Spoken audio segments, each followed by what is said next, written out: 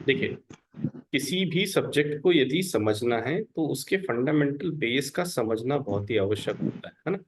कि ये जो पद्धति है या ये जो मेथडोलॉजी है या ये जो सब्जेक्ट है किस बेस पर काम कर रहा है। यदि उसका बेस में क्लियर रहेगा तो उसके जो कठिन से कठिन फंडामेंटल्स हैं वो हमें आसानी से समझ में आएंगे। तो आज हम कुछ वही बेसिक सिस्टम को पढ़ने जा रहे हैं कि नक्षत्र क्या होते हैं, चरण क्या होते हैं, क्या सिस्टम है उसका। ठीक है, तो इन सारी चीजों को आज हम थोड़ा सा समझने की कोशिश करेंगे कि कृष्ण मूर्ति पद्धति का एक बेसिक स्ट्रक्चर किस चीज पे खड़ा है। ठीक है, यह सारा कैलकुलेशन किस चीज पे चलता है, ये प्रोडिक्शन कहाँ से यहाँ पर आती है, उन सारी चीजों को आज हम समझेंगे। ठीक है, चलिए।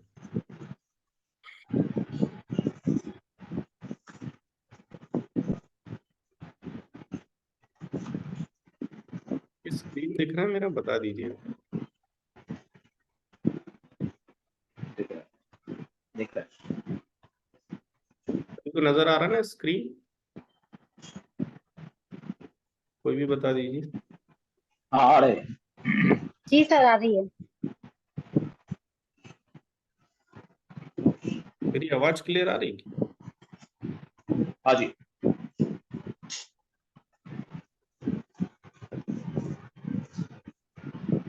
देखिए, कृष्ण मूर्ति पद्धति में या किसी भी एस्ट्रोलॉजी में, ठीक है, सारी चीजें हमें 9 प्लैनेट बताते हैं, 27 नक्षत्र बताते हैं या 12 हाउसेस बताते हैं।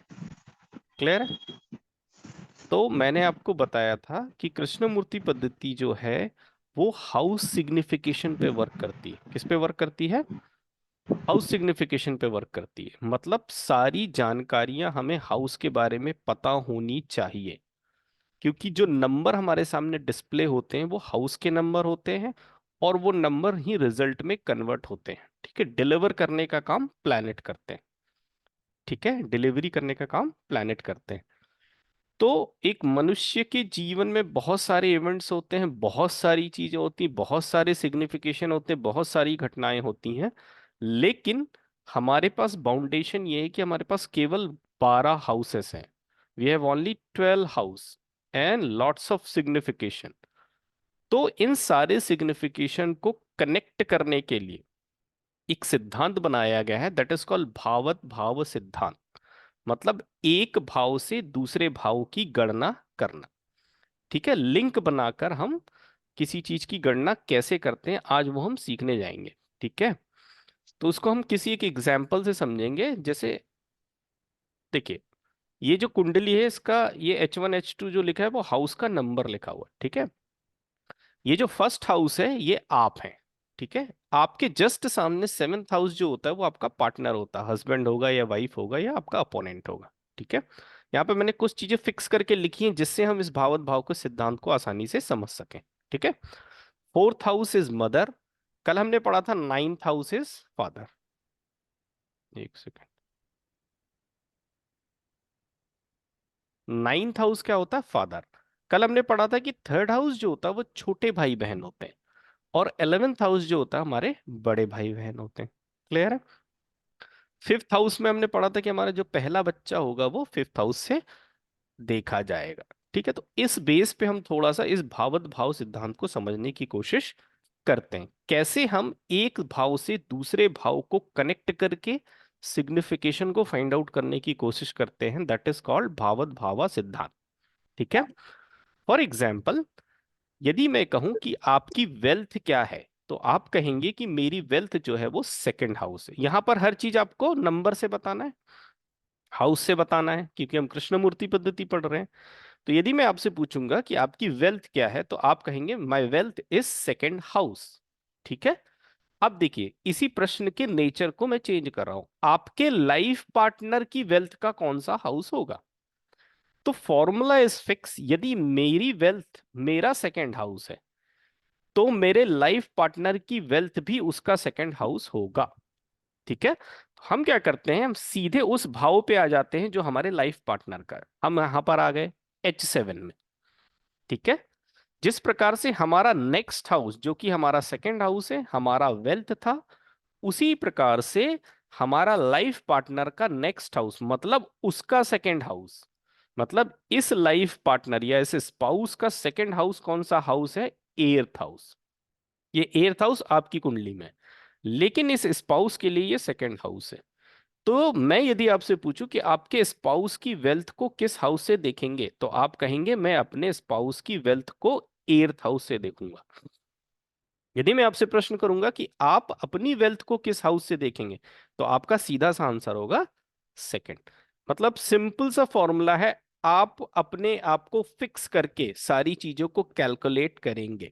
अब देखिए यही प्रश्न, आपकी मदर का वेल्थ किस हाउस से देखा जाएगा? आपको पता है कि मेरा वेल्थ मेरा सेकंड हाउस है, तो मेरी माँ का वेल्थ क्या होगा? मेरी मदर का सेकंड हाउस होगा। तो आपका आंसर होगा ये है मदर, और ये है मदर का सेकंड हाउस। तो आप बोलेंगे मेरी मदर का वेल्थ फिफ्थ हाउस से देखा जाएगा। बात समझ में आ गई? इसको ही कहते हैं भावत भाव सिद्धांत, मतलब एक भाव से दूसरे भाव को कनेक्ट करके रिजल्ट को फाइंड आउट करना। ठीक है। अब मान लीजिए कोई महिला आती है और वो कहती है कि मेरे बच्चे, बच्चा मतलब पहली संतान का वेल्थ देखना है, आप वेल्थ देख के बताइए। तो जो चार्ट बना है उस महिला का बना है, ये महिला हो गई, उसने कहा मेरी प्रथम संतान। तो you know first child is fifth house, प्रथम संतान जो होता है फिफ्थ हाउस होता है। अब आपको ये फॉर्मूला पता है कि वेल्थ हमेशा उसका नेक्स्ट हाउस या सेकंड हाउस होता है। तो उस लेडीज का जिसने प्रश्न किया था कि मेरी प्रथम संतान का वेल्थ बताइए, तो वो कौन सा हाउस हो जाएगा? Sixth six house.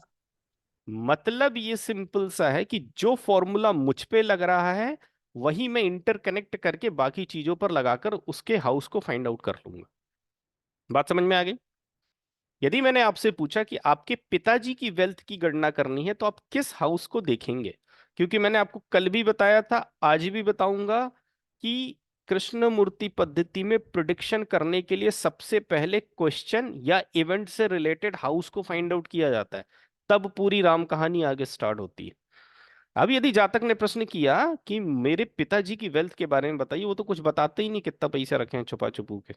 Understand? 10th। ठीक है। तो देखिए, आपके सामने वो लड़का आया, आपने जो चार्ट क्रिएट किया वो लड़के का है, उसके पिताजी का तो है नहीं। तो ये लड़का हो गया, लड़के का पिताजी कौन सा हो जाएगा? नाइन्थ हाउस हो जाएगा। और ये जो लड़का है is talking about the wealth of father, तो पिता का सेकंड हाउस देखना पड़ेगा। ये पिता है, इनके पिता का हाउस सेकंड हाउस कौन सा होगा? Tenth house.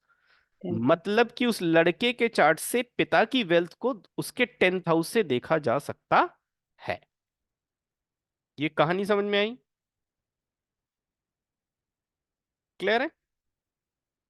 Yes sir. समझ में आ सर। गया सिस्टम? Yes sir. चलिए, फ्रेंड को किस हाउस से देखते हैं? कल पढ़ा था आपने,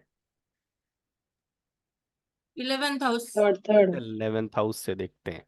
ठीक है। 11th house. हाँ, फ्रेंड्स को किससे देखा जाता है? 11th house. यदि कोई मदर आपके पास आती, बोली मेरी इकलौती संतान है, पता नहीं उसने कैसी दोस्ती यारी कर ली, थोड़ा सा देख के बताइए उसके दोस्त यार कैसे हैं। अब देखिए कैसे पहुंचेंगे उस हाउस पे। सबसे पहले तो आपने उस लेडीज का चार्ट बना लिया, उसने कहा मेरी एकमात्र संतान, तो मालूम है फर्स्ट चाइल्ड होगा वो फिफ्थ हाउस। ठीक है। अब वो कह रही है कि मेरी संतान के फ्रेंड, मतलब ये उसकी संतान है, चाइल्ड है, उसका बच्चा है। ठीक है। इसका फ्रेंड मतलब इसका थर्ड हाउस। 11th हाउस, तो यहीं थर्ड से हाउस। गिनेंगे, ध्यान रखना यहीं से गिनेंगे। Third 1 house. 2 3 4 5 6 7 8 9 10 11। क्योंकि हमको पता है फ्रेंड का हाउस जो होता है वो 11th हाउस होता है। लेकिन she is not talking about their friend, वो अपने फ्रेंड के बारे में नहीं बोल रही, अपने बच्चों के फ्रेंड के बारे में पता करना चाह रही, क्या वो अच्छे हैं खराब है, ऐसे तो नहीं गलत संगत में पड़ गए। क्लियर है? तो अब क्वेश्चन किस हाउस से रिलेटेड है, सबसे पहले तो ये पता करना। आपको यदि यही नहीं पता होगा तो फिर नंबरों को क्या एग्जामिन करेंगे आप? ठीक है। तो सबसे पहले आपको ये देखना पड़ेगा कि वो जो मेजर क्वेश्चन है किस हाउस से रिलेटेड है। तो आपको ये भावत भाव सिद्धांत आना बहुत ही आवश्यक है कृष्ण मूर्ति पद्धति में। ठीक है। क्योंकि क्वेश्चंस ऐसे आएंगे जिससे आपको सबसे पहले उसका भाव ही पकड़ना है, फिर आगे सारी प्रिडिक्शंस करनी। ये चीज समझ में आई कि नहीं आई? Yes sir. आ गए सर। आ गई। अब बताइए, यदि उसी लेडीज ने प्रश्न किया ठीक है। जो लेडीज ने अभी प्रश्न किया था, मेरी बहू की वेल्थ के बारे में बताइए, कैसे बताएंगे, किस हाउस से देखेंगे? वही लेडीज जो अभी थोड़ी देर पहले प्रश्न कर रही थी, उसने कहा कि मेरी बहू के वेल्थ के बारे में बताइए। So 12th house. देखो, वो लेडीज, ये चार्ट है, उसकी एकमात्र संतान थी, मतलब आप यहाँ देखिए एक एक स्टेप 8th पहुंचे। house है। ये चार्ट उस लेडीज का है, ये लेडीज हो गई। उसने कहा मेरी एकमात्र संतान है, आप उसकी संतान पे आ जाइए, ये संतान हो गई उसकी। अब वो बोल रही है उसकी पत्नी, मतलब लाइफ पार्टनर। आपका लाइफ पार्टनर कौन है? आपका 7th हाउस। तो इस लड़के का 7th हाउस इसका लाइफ पार्टनर होगा। ठीक है। तो वो 7th हाउस कौन सा है? 1 2 3 4 5 6 7, ये 7th हाउस। तो ये उसकी बहू होगी, 11th house। है ना? हाँ, 11th हाउस, ये उस लेडीज की बहू हो गई। अब वो पूछ रही है, इसके बारे में नहीं पूछ रही। यदि वो पूछती मेरी बहू कैसी होगी, तो आपको 11th हाउस को एग्जामिन करना पड़ता। अब वो पूछ रही इसकी वेल्थ के बारे में बताइए। बोलती मैं बहुत अच्छा कमाती हूँ, 11th। बहुत कमाती हूँ, बहुत कमाती हूँ। तो आपको कौन से हाउस को एग्जामिन करना पड़ेगा? 12th हाउस को। क्योंकि आप ये बहू तक पहुंचे हैं, लेकिन उसने बहू का प्रश्न नहीं किया, उसने कहा बहू की वेल्थ बताइए। तो ये बहू है, तो बहू की वेल्थ उसका 2nd हाउस होगा, मतलब 12th हाउस। मतलब आपको एग्जामिन कौन सा हाउस करना है? 12th house. ये रिश्तेदारी में बड़े अच्छे से समझ में आता है, भावत भाव सिद्धांत। क्लियर है?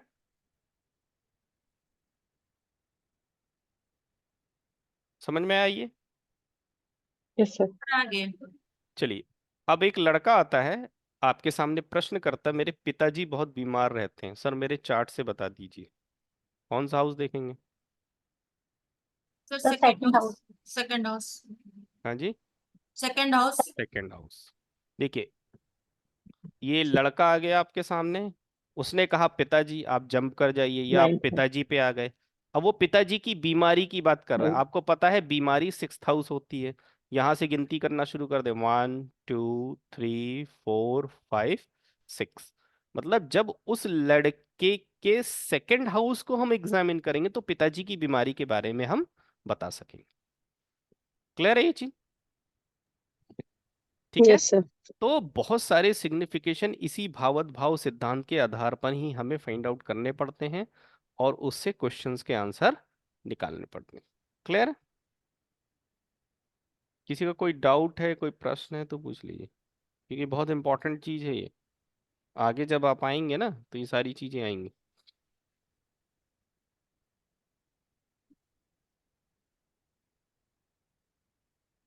ठीक है। अब मान लीजिए आप कोई बिजनेस कर रहे हैं पार्टनरशिप में। ठीक है।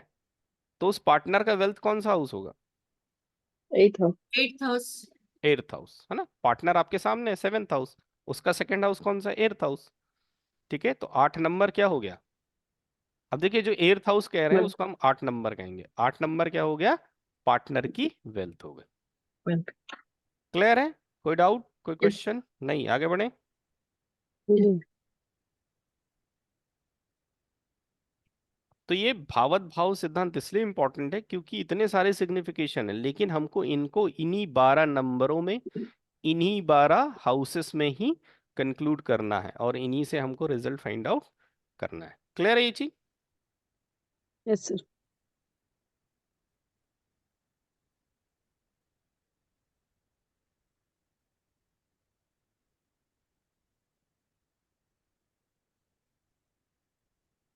एक सेकेंड।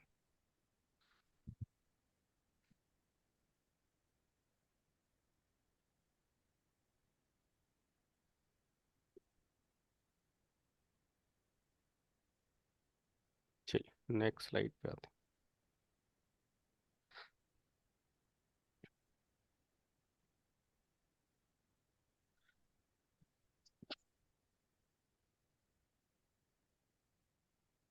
स्क्रीन शेयर कर दूंगा।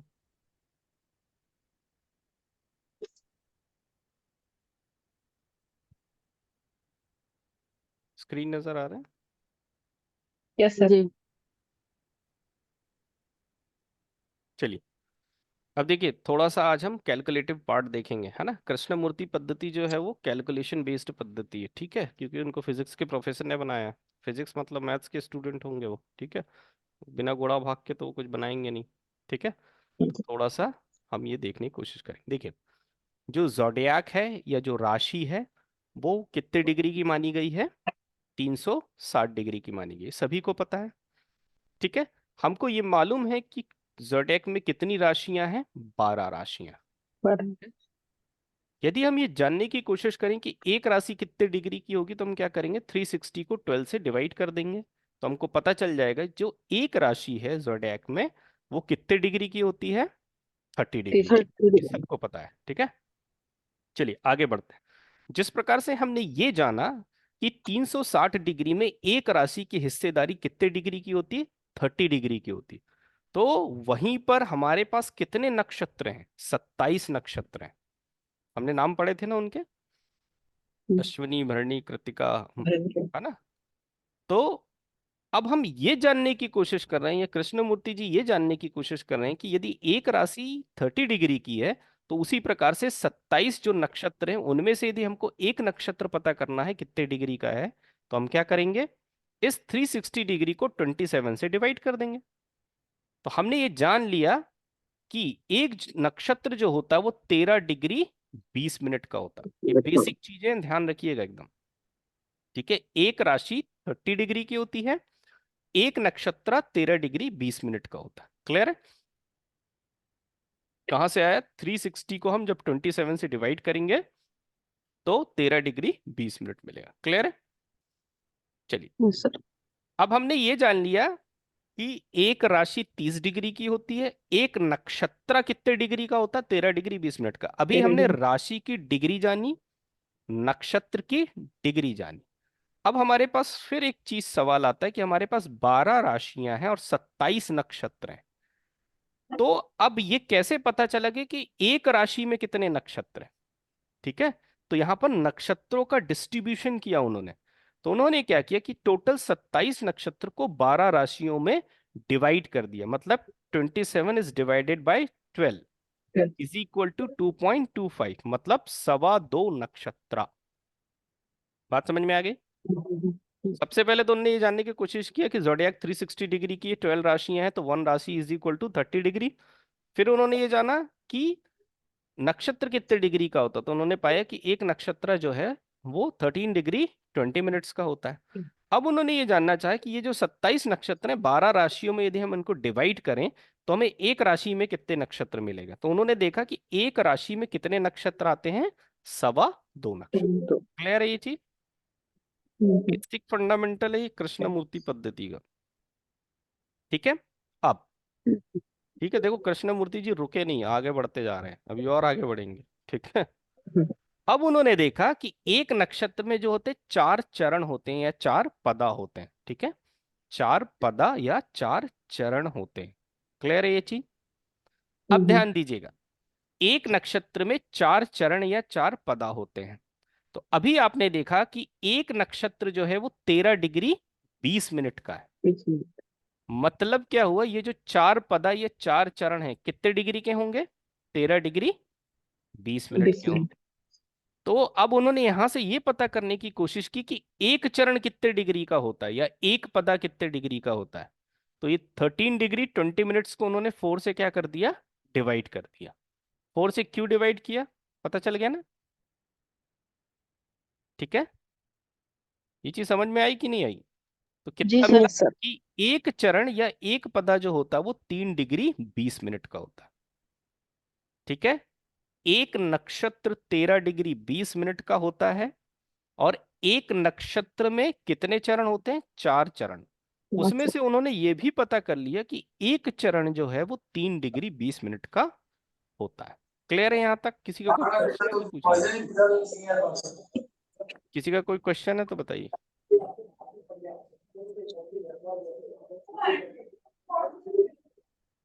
म्यूट कर लीजिए, आवाज आ रही। ठीक है, कोई क्वेश्चन नहीं है ना? आगे बढ़ते हैं। देखिए एक राशि कितने डिग्री की है? 30 डिग्री की। एक राशि में नक्षत्र कितने हो गए? 2.25 नक्षत्र। 27। नहीं नहीं, 2.25 नक्षत्र। 27 तो पूरे उसमें है, 12 में है ना बटे हुए। एक नक्षत्र में चरण कितने हैं? 4 चरण। चार। अब देखना, हाँ सॉरी, एक नक्षत्र में 4 चरण है। अब वो पता करने की कोशिश कर रहे हैं कि एक नक्षत्र में यदि 4 चरण हैं तो पूरी एक राशि में कितने चरण होंगे। बात समझ में आई? उनको ये पता है कि एक नक्षत्र में 4 चरण होते हैं, तो भाई एक राशि में कितने चरण होंगे। तो देखिए, वन नौ। राशि इज, हाँ, वन राशि इज इक्वल टू 2.25 नक्षत्र। ये भी आपने सीखा। यदि इसको 4 से मल्टीप्लाई करेंगे तो कितना आएगा? 9। मतलब एक कंक्लूजन और निकाला उन्होंने कि एक राशि में 9 चरण होते हैं। बात समझ में आई? एक नक्षत्र में 4 चरण होते हैं, लेकिन एक राशि में क्या होते हैं? 9 चरण होते हैं, 9 पदा होते हैं। क्लियर हो गया ये?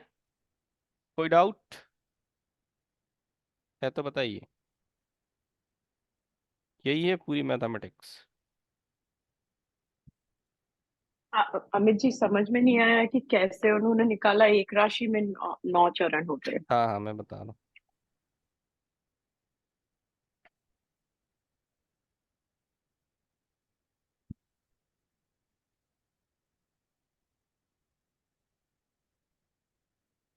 बाकी सब तो समझ में आ गया ना। देखिए, वन राशि इज इक्वल टू 30 डिग्री, ठीक है। एक नक्षत्र इज इक्वल टू कितना होता है? 13 डिग्री 20 मिनट्स, ठीक है। देखिए, एक नक्षत्र में कितने चरण होते हैं? 4 चरण। चरण मतलब पदा। एक नक्षत्र में कितने होते हैं? 4 पदा या 4 चरण होते हैं, ठीक है। अब वो ये पता करने की कोशिश कर रहे हैं कि एक राशि में कितने चरण होंगे। अभी तो उनको ये पता था कि एक नक्षत्र में 4 चरण होते हैं। उनको ये पता करना है कि एक राशि में कितने होते हैं, ठीक है। तो देखिए, आपको पता है कि एक राशि में कितने नक्षत्र होते हैं?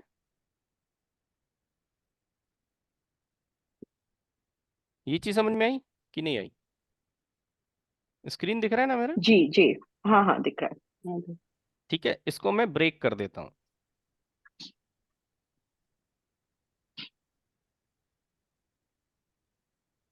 ये मैंने सही लिखा है कि गलत लिखा है? ये इसको ब्रेक किया मैंने। सही ब्रेक किया ठीक। कि गलत किया? ठीक है। सही है। अब यहाँ पे नहीं, देखो, करेक्ट है। यहाँ देखो, एक नक्षत्र में कितने पदा होते हैं? 4। यहाँ पे कितने पदा हो गए? 4। यहाँ कितने होंगे? एक। ठीक है। ये 1 आएगा। तो 4 and 4 8, वे 8 and 1 9 पदा। 9 पदा या 9 चरण। तो एक राशि में कितने पद होते हैं या कितने चरण होते हैं? 9। 9। मतलब ये जो आपने एक डिब्बा देखा था ना कल साउथ इंडियन चार्ट में, कि 9 हिस्से कर डाले इन्होंने, ठीक है। 9 भागों में बांट दिया ताकि माइन्यूटली कैलकुलेशन भी किया जा सके, माइन्यूटली रिजल्ट भी निकाला जा सके, ठीक है। चलिए, और किसी का कोई डाउट है तो बताइए। ठीक है, ये हमेशा याद रखना है। वन राशि is equal to 30 degree, one नक्षत्र is equal to 13 degree 20 minutes, ठीक है। एक पदा या एक चरण कितने का होता है? 3 डिग्री 20 मिनट्स का होता है। ये कहाँ से आता है? इसको 4 से डिवाइड करने से आता है। क्यों? क्योंकि एक नक्षत्र में 4 चरण होते हैं। जब 4 से डिवाइड करेंगे तो एक चरण आ जाएगा। क्लियर है? तो इसी को नवांशा में देखते हैं। हाँ, नवांशा 9 भाग है, हाँ, 9 भाग किए जाते हैं। सब वही है, समझ गए? खाने को खाना बोल लो या सापड़ बोल लो, ठीक है। घुमा फिरा के सारी चीजें वही हैं। तरीका है ना अलग है, जैसे हमारे यहाँ भाषाएं अलग हैं, उसी प्रकार से एस्ट्रोलॉजी का सब सिस्टम वही है। वैदिक से ही सारी चीजें आई हैं, लेकिन सबके तरीके अलग अलग। देखिए, मैं रिवाइज कर दे रहा हूँ। अब आप देखेंगे तो अच्छे समझ में आएगा। वन राशि इज इक्वल, पूरे जोडियाक में जो राशि है उनको 360 डिग्री का माना गया है। हमें पता है कि 12 राशियां होती हैं, तो हमने देखा कि यदि 360 को 12 से डिवाइड करें तो हमें एक राशि पता चल जाती कितने डिग्री की होती, 30 डिग्री की। क्लियर है? अब हम ये जानना चाहते हैं कि एक नक्षत्र कितने डिग्री का होता है। हमने ये तो जान लिया कि एक राशि 30 डिग्री की होती है, तो हमें ये पता है कि हमारे पास टोटल 27 नक्षत्र हैं। तो यदि हम 360 को 27 से डिवाइड कर दें तो हमें ये पता चल जाएगा कि एक नक्षत्र कितने डिग्री का होता है। तो हमने ये जान लिया कि ये 13 डिग्री 20 मिनट का होता है। अब अगला टारगेट क्या है उनका, ये पता करने का कि जो एक राशि है वो 27 नक्षत्रों में से कितने नक्षत्र लेके बैठी हुई है। तो उन्होंने क्या किया, 27 को 27 को 12 से डिवाइड कर दिया। तो उनको ये पता चल गया कि एक राशि में 2.25 नक्षत्र होते हैं। अब उनने ये भी पता कर लिया। अब उनके पास एक और टारगेट आया। क्या आया? बोले यार एक नक्षत्र में 4 चरण होते हैं, तो अब मुझे ये पता करना है कि एक राशि में कितने पदा होंगे या चरण होंगे। तो उन्होंने क्या किया, ठीक है, ये लिखा है एक नक्षत्र is equal to 13 degree 20 minute. ठीक है, तो ये 4 पदा होते हैं एक नक्षत्र में, एक नक्षत्र इज इक्वल टू 4 पदा। ठीक है, तो 4 पदा is equal to 13 degree 20 minute. इस 4 से इसको डिवाइड कर देंगे तो हमको पता चल जाएगा कि एक पदा कितने डिग्री का होता है, 3 डिग्री 20 मिनट का होगा। अब उनको ये भी पता चल गया कि एक पद या एक चरण जो होता है वो 3 डिग्री 20 मिनट का। कल थोड़ा सा याद करिए, कंजंक्शन क्या बताया था मैंने, कितने डिग्री पे होता है बताइए। 3 degrees 20 minutes. ये वही है, क्लोज कंजंक्शन कहते हैं इसको। ठीक है, और सन के साथ में 6 डिग्री का। हाँ सन के साथ 6 डिग्री। ठीक है, ठीक है, ये देखिए। अब उन्होंने देखा कि एक राशि 30 डिग्री की है, एक राशि में 2.25 नक्षत्र हैं, एक नक्षत्र में 4 चरण होते हैं। तो यदि यहाँ 4 से मल्टीप्लाई कर दें तो हमको ये पता चल जाएगा कि एक राशि में टोटल कितने चरण होते हैं। तो एक राशि में टोटल कितने चरण होते हैं, 9 चरण होते हैं। क्लियर है ये चीज? चलिए, अब ये है बेसिक फंडामेंटल। देखिए, इसको बहुत ध्यान से देखिएगा, यही पूरा आधार है ना, पूरा बेस है कैलकुलेशन का। कहाँ से स्टार लॉर्ड आते हैं, कहाँ से सब लॉर्ड आते हैं, यही टेबल है पूरी। इसको आपने समझ लिया तो सब समझ लिए। देखिए, यहाँ पर तत्व लिखे हैं, आपने पढ़ा था फायर अर्थ एयर वाटर। ठीक है, यहाँ पर राशियां लिखी हैं, देखिए 1 2 3 4। क्लियर है? देखिए, ध्यान दीजिएगा, अब भी आपने थोड़ी देर पहले पढ़ा कि एक राशि में कितने चरण होते हैं। एक राशि में कितने चरण होते हैं, 9। 9। मतलब इस मेष राशि में हम कितने चरण रख सकते हैं, केवल 9। ये चीज समझ में आई? ठीक है, तो उस 9 चरण को हम कैसे रखेंगे, देखिए 4 4 और 1। ये समझ में आया कि नहीं? जी। ठीक है, ये 4 क्यों लिया है, क्योंकि एक राशि में कितने नक्षत्र होते हैं, 2.25, है ना। एक राशि में 2.25 नक्षत्र होते हैं। तो अभी मैंने डिस्ट्रीब्यूट करके बताया था ना, 1 + 1 + 1/4, याद है? देखो, ये वही चीज लिखी है जो अभी मैंने आपको यस दिखाया। सर। जी सर। ये 4 लिखा + 4 जी, जी। + 1 9। 4 + 4 + 1, समझ में आया? ये वही चीज लिखी हुई है। ठीक है, इसमें किसी को कोई डाउट, ये 441 क्यों लिखा है, ये 540 क्यों नहीं लिखा? क्योंकि लिख ही नहीं सकते हम। ठीक है, हमने 4 ही क्यों लिखा है, समझ गए आप? क्योंकि 2.25 नक्षत्र हैं, एक नक्षत्र, यहाँ पर एक नक्षत्र, यहाँ पर 1/4 नक्षत्र। तो यहाँ पर 4 चरण आ गए, यहाँ पे 4 आ गए, यहाँ पर 1 आ गए। अब देखिए, जो भी नक्षत्र था उसके कितने चरण हैं, 4 चरण हैं। तो इसके एक चरण यदि यहां पर आ गया तो अभी उसके 3 चरण शेष बचे हैं, रिमेनिंग है। वो किस राशि में चले जाएंगे, नेक्स्ट राशि में। ये चला गया 3 चरण, ये समझ में आया? फिर नेक्स्ट कितना होगा, 7। अब देखिए 3 और 7 9 हो गया। तो यहां पर आप केवल कितने चरण ले सकते हैं, 2 चरण। क्यों ले सकते हैं, क्योंकि एक राशि में 9 चरण होते हैं, इससे अधिक चरण नहीं लिए जा सकते। अंडरस्टैंड? तो यदि जी। 4 चरण में से 2 चरण इधर आ गए तो 2 अभी रिमेनिंग है, तो वो अगली राशि में चले जाएंगे, ये आ गए। फिर यहां पर आप लिखेंगे पूरा 4 चरण, तो 4 और 2 6 चरण हो गए। अभी भी 3 चरण बचे हैं, ये 3 हो गए, 9 की गिनती पूरी करनी है। अब यहां पर 3 चरण चले गए हैं, तो अभी इसका एक चरण बचा हुआ है, नक्षत्र का एक चरण बचा हुआ है। वो अगला चरण कहां पर होगा? नेक्स्ट राशि में होगा। यदि यहां पर एक चरण है तो अगले में 4 और अगले में 4, तो देखिए 4 4 8 एंड 1 9। ये इक्वल डिस्ट्रीब्यूशन हो गया। क्लियर हो गया? यहां तक समझ में आ गई कहानी? इस डिस्ट्रीब्यूशन को लेकर कोई क्वेश्चन तो नहीं है, कोई डाउट नहीं है ना? चलिए एक सेकेंड, ये दिख नहीं रहा होगा, यहाँ देखिए ऊपर लिखा है, ये दिख रहा है 4 चरण। अभी आपने पढ़ा कितने डिग्री के होते हैं? 13 डिग्री 20 मिनट के होते हैं ना। ये क्यों होते हैं? क्योंकि 4 चरण मतलब एक नक्षत्र होता है, और एक नक्षत्र 13 डिग्री 20 मिनट का होता है। तो इसका सीधा सा मतलब है कि 4 चरण is equal to 13 degree 20 minute. अभी थोड़ी देर पहले आपने पढ़ा कि 1 चरण is equal to 3 degree 20 minute. यहां किसी को कोई डाउट है ये क्यों लिखा है? नहीं है ना? चलिए अब इसके कैलकुलेटिव पार्ट को देखते हैं। मेष राशि,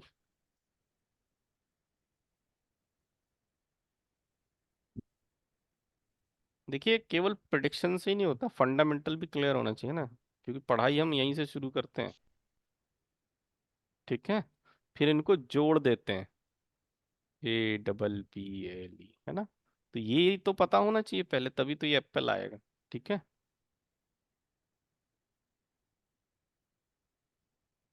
चलिए मैं मेष राशि का कैलकुलेशन बता रहा हूँ।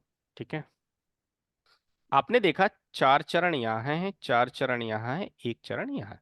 ठीक है, आपको पता है कि एक चरण is equal to 3 degree 20 minutes, 4 चरण is equal to 13 degree 20 minute. क्योंकि 4 चरण क्या होता है? एक नक्षत्र होता है, और एक नक्षत्र आपको पता है 13 डिग्री 20 मिनट का होता है। ठीक है, तो इसको एक नक्षत्र कह लीजिए या 4 चरण कह लीजिए, बात एक ही है। तो ये जो इसका इंटरवल होगा वो कहां से शुरू होगा? 0 डिग्री 0 मिनट 0 सेकेंड।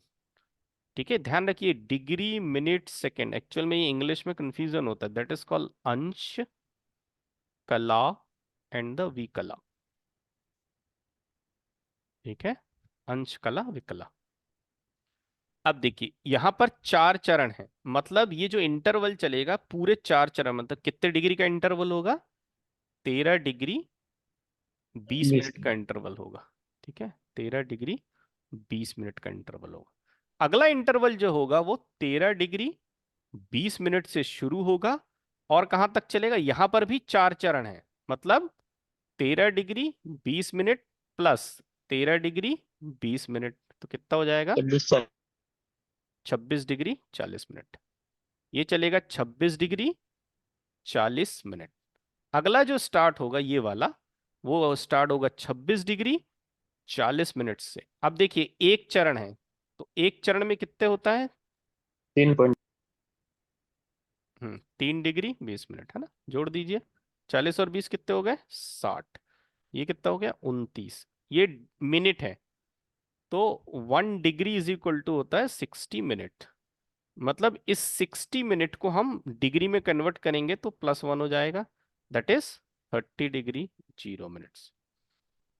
ये कौन सी राशि है? मेष राशि। मेष। जब आप कुंडली बनाते हैं ना तो इस प्रकार का बॉक्स बनता है ना, यहां से चालू होता है ना मेष राशि से, साउथ इंडियन चार्ट। कोई भी राशि कितने डिग्री से शुरू होती है? 0 डिग्री। खत्म कहां पर होती है? 30 डिग्री। देखिए ये 0 डिग्री से शुरू हुई है और खत्म कहां पे हुई है? अब भी आपने पढ़ा कि एक राशि कितने डिग्री की होती है? 30 डिग्री। 30 डिग्री का 3 डिस्ट्रीब्यूशन है ये 3 भागों में बांट दिया उन्होंने उठा के। बात समझ में आई? आपने जो एरीज राशि देख रखी है वो राशि को उन्होंने 3 भागों में बांट के रखा है। पहला इंटरवल उन्होंने कहा 0 डिग्री 0 मिनट से 13 डिग्री 20 मिनट तक। फिर दूसरा इंटरवल कहा उन्होंने, 13 डिग्री 20 मिनट से शुरू होगा, 26 डिग्री 40 मिनट तक चलेगा। क्यों चलेगा? चारों चरण है, इसमें 13 डिग्री 20 मिनट पूरा पूरा ऐड हो जाएगा। फिर अगला जो चरण होगा, अगला जो पार्ट होगा वो 26 डिग्री 40 मिनट से शुरू होगा और 30 डिग्री तक चलेगा। क्यों? क्योंकि यहाँ पर मात्र एक चरण ऐड होना है। ये चीज समझ में आई कि नहीं आई? किसी को भी कोई भी डाउट हो तो पूछ लीजिए, क्योंकि आगे की स्लाइड जो इन्हीं सब चीजों से रिलेटेड है। ठीक है, चलिए, कोई प्रश्न उत्तर नहीं है मतलब आगे बढ़े।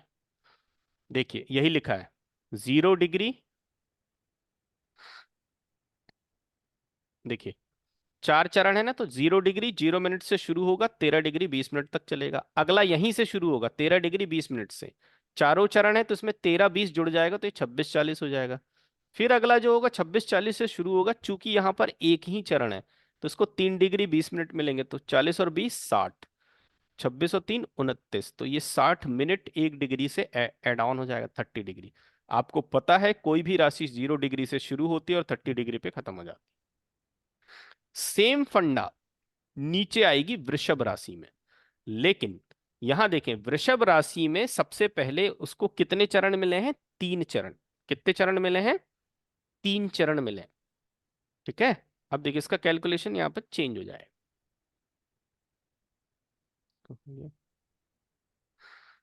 मेष के बाद है वृषभ। यहां पर सबसे पहले मिल रहा है 3 चरण, फिर मिल रहा है 4 चरण, फिर मिल रहा है 4 3 7 2 9 चरण। अब ध्यान दीजिए, कोई भी राशि हमेशा 0 डिग्री से ही शुरू होगी, ध्यान रखिए 0 डिग्री 0 मिनट से। अब देखिए यहां पर 3 चरण है, एक चरण कितने डिग्री का है? 3 डिग्री 20 मिनट का। इधर मल्टीप्लाई कर दीजिए 3 से, इधर मल्टीप्लाई कर दीजिए 3 से, तो ये कितने चरण बन जाएगा? 3 चरण। 3 3 जा 9, 3 2 जा 60, तो ये 60 मिनट है ना। ये डिग्री में कन्वर्ट हो जाएगा तो एक हो जाएगा, कितना आएगा यहाँ पर? 10 डिग्री। तो 3 चरण कितने डिग्री के बराबर हो गया? 10 डिग्री। तो इसका जो इंटरवल होगा 10 डिग्री 0 मिनट तक होगा।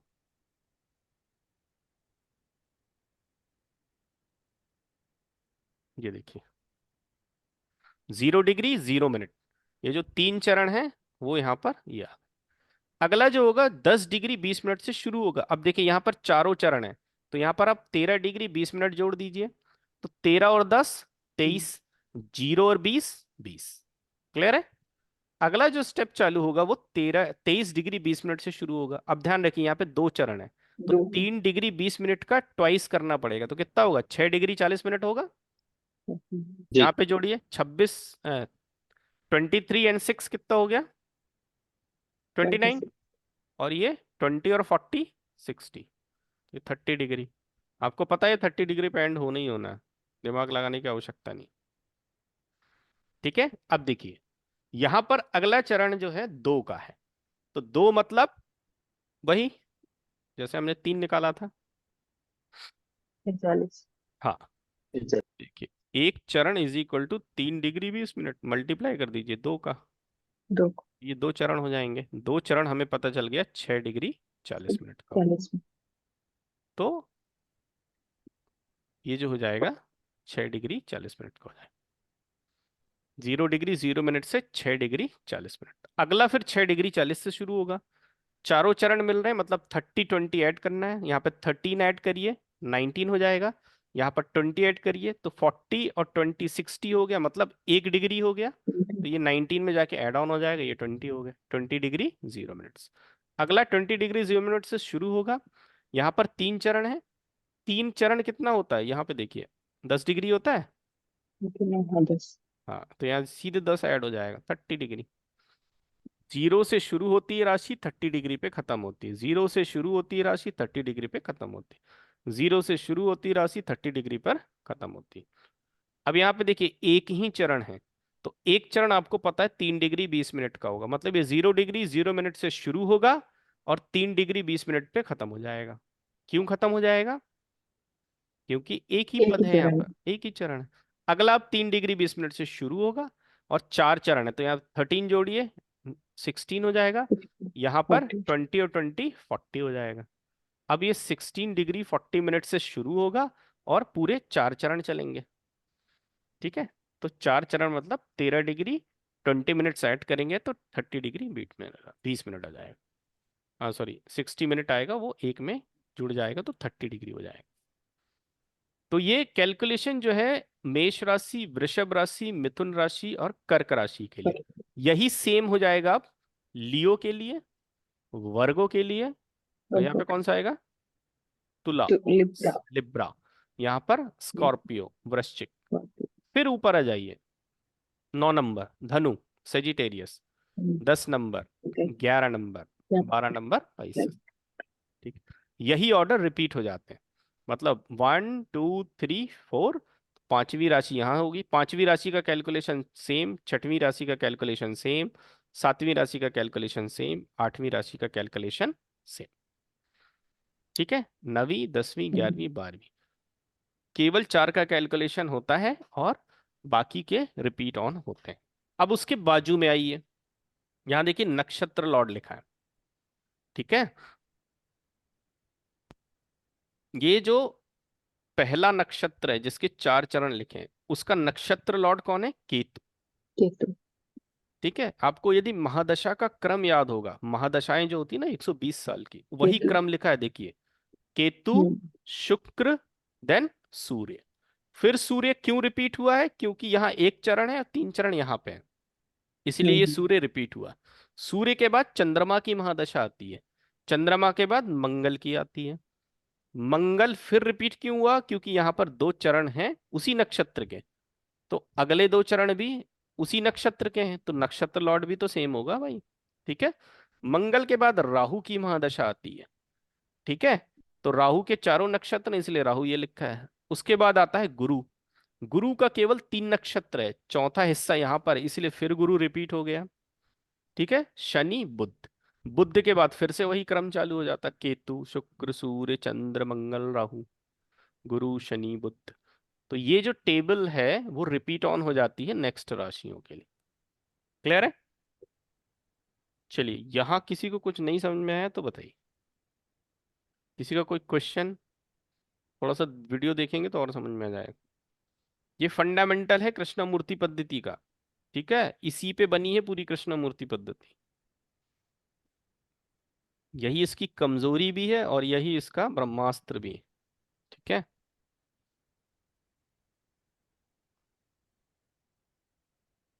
चलिए आगे बढ़ते हैं। नेक्स्ट क्या है? स्लाइड खत्म।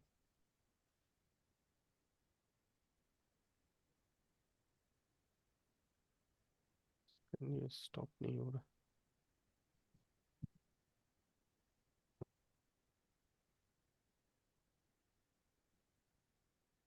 ध्यान से देखिएगा, ये दिख रहा है आपको चार्ट?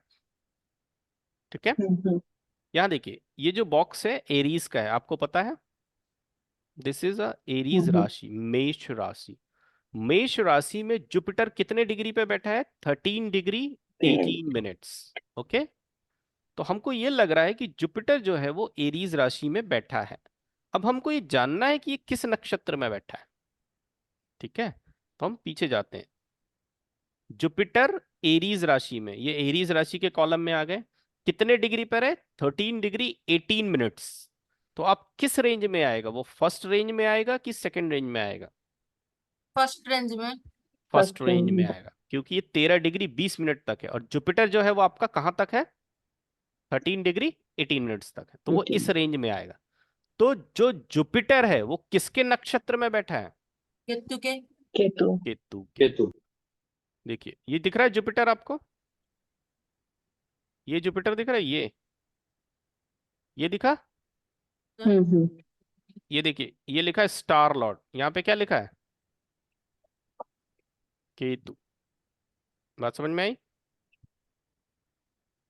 ये लिखा है जुपिटर किसके नक्षत्र में? केतु। तो इसमें ये जो टेबल आप पढ़ेंगे आपको पता चल जाएगा कि डिग्री के बेस पे लिखा हुआ है सारा।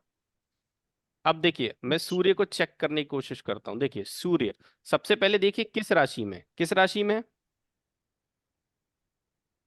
मकर 10 नंबर की राशि है ना, ठीक है। सूर्य की डिग्री 1844 है। पीछे जाइए, मकर राशि कैसे निकालेंगे? 1 2 3 4 5 6 7 8 9 मेरे 10 सामने यहाँ आएगा। पे आएगी मकर राशि। सूर्य कितने डिग्री पे बैठा 18 18 है? डिग्री 18 18 डिग्री डिग्री किस रेंज में आ जाएगा? मून मून में। तो किसका नक्षत्र में बैठा हुआ है? मून के चंद्रमा। मून में देखिए सूर्य जो है किसके नक्षत्र में है? मून इसी को बोलते हैं अपन स्टार लॉर्ड या नक्षत्र लॉर्ड। क्लियर है? सूर्य के रिजल्ट कौन देगा? चंद्रमा। चंद्रमा जुपिटर के रिजल्ट कौन देगा? केतु। क्यों देगा? क्योंकि जुपिटर जो है वो केतु के नक्षत्र में जाकर बैठा है। सूर्य जो है वो किसके नक्षत्र में जाकर बैठा है? चंद्रमा के। मून क्लियर है? तो उसका नक्षत्र स्वामी कौन है? तो उसका नक्षत्र स्वामी इज मून। ठीक है, sun is in the star of moon. ठीक है, तो रिजल्ट देने की जिम्मेदारी स्टार लॉर्ड की, मतलब मून की है। ठीक है, क्लियर है ये चीज? ये सारी चीजें आप देखेंगे अभी आगे जाके, है ना, तो ये आपको पता होना चाहिए यहाँ क्यों लिखा है, किस लिए लिखा है। क्लियर है? कोई और डाउट? एक बार रिपीट कर दीजिए सर। चलिए कोई और प्लेनेट पकड़ लेते हैं, हम सैटर्न पकड़ लेते हैं। शनि किस राशि में बैठा है? एक्यूरियस में। ठीक है, पीछे जाइए, कितने डिग्री पे है? 12 डिग्री पे। 12 डिग्री एक्यूरियस कहाँ पे आएगी? यहाँ पे आएगी। मिथुन पे। देखो 4 5 6 7 8, है ना, 9 10 11 यहाँ पे आएगी। कितने हाँ। डिग्री पे था सैटर्न? 12 12 डिग्री। किस रेंज में आएगा? राहु पे आएगा। राहु के 20 डिग्री हाँ, तो राहु किसके में आएगा। नक्षत्र में बैठा है वो? राहु के राहु राहु। के उसका नक्षत्र में। नक्षत्र लॉर्ड कौन बन गया? राहु राहु तो सैटर्न के रिजल्ट कौन देगा? राहु राहु देगा। देखिए ये है आपका Saturn. Saturn is in the star of Rahu. Rahu Rahu is the star Lord of Saturn. दोनों लाइन का एक ही मतलब है। Saturn is in the star of Rahu and Rahu is the star Lord of Saturn. दोनों लाइन का एक ही मीनिंग। बात समझ में आ गई? या आप कह ओके सकते हो यस सर। एक्चुअली रिडक्शन ही है अपना। न्यूट्रल जो प्लेनेट होता है वो जीरो रिजल्ट नहीं देता, रिजल्ट देता है मतलब जितने देने चाहिए उतने नहीं देता। किसी का रिजल्ट रुक रहा। ये टेबल समझ में आ गई कहाँ से आती है, क्यों आती है, किस लिए आती है? ठीक है, यस सर। देखिए इसकी उत्पत्ति यहां से हुई है। मन में प्रश्न आता है ना, कृष्णमूर्ति जी के भी मन में आया था। देखिए हर एक चीज का जो वो होता है ना, क्या बोलते हैं, जैसे हम गुस्सा होके चले जाते हैं ना घर छोड़ के, पापा बिजनेस में साथ नहीं दे रहे मेरा, मेरे हिसाब से बिजनेस चलाते हैं, पता लड़का छोड़ के चला गया। पापा चप्पल जूता बेचते थे, पता चला वो कंप्यूटर बेच रहा है। नया आविष्कार कैसे होता है? पहले वाले को छोटा बता के या उसकी कमियां निकाल के। ठीक है, तो कृष्णमूर्ति जी ने क्या कहा कि मान लीजिए यदि ये कोई चार्ट है, मान लीजिए ये 4 5 6 7 8 सो ऑन, ठीक है, कर्क लग्न का है, यहां पर सूर्य बैठा है मिस्टर ए की कुंडली में। फिर उन्होंने कहा कि सेम चार्ट है, कर्क लग्न का ही है। कौन सी लग्न का है? कर्क लग्न का है। ये मिस्टर बी की कुंडली है, यहां पर भी सन बैठा है। ठीक है, मिस्टर ए जो है, यदि हम सन का एक कोई बेसिक सा गुण पकड़ लें, बेसिक सा गुण क्या होता है सन का? ईगोइस्टिक। ठीक है, सन ईगो देता है। मिस्टर ए बहुत ईगोइस्टिक है, लेकिन मिस्टर बी ईगोइस्टिक नहीं है। लेकिन दोनों की कुंडली एक जैसी है, दोनों का सूर्य लग्न में बैठा है। तो मिस्टर ए ईगोइस्टिक है, मिस्टर बी क्यों नहीं? उनके लग्न में भी तो सूर्य बैठा है और इनके लग्न में, मिस्टर बी के लग्न में भी सूर्य बैठा है। अब उन्होंने डिग्री में देखा डिफरेंस होगा कि सर। हाँ मिस्टर ए की, एक सेकंड है,